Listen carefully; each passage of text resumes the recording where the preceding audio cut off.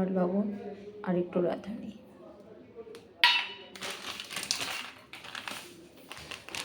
খানিকটা সুজি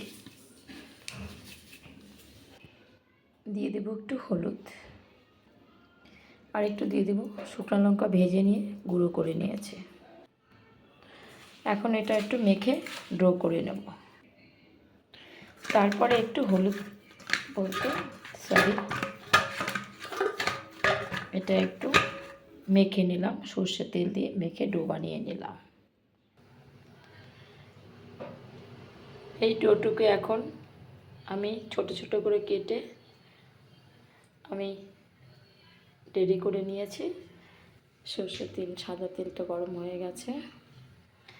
এখন দেখো আমি এটাকে কি করব, আঙ্গুলের শেপে প্রত্যেকটাতে আঙ্গুলের শেপ দিয়ে দেব।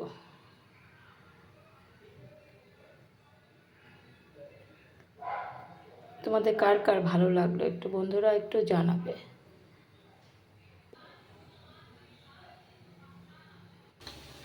তেলের মধ্যে ছেড়ে দিয়েছি,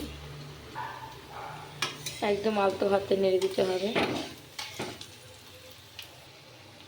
বন্ধুরা দেখো ভাজা হয়ে গেছে, এটা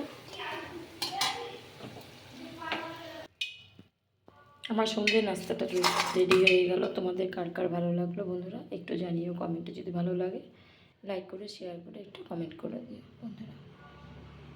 টাটা।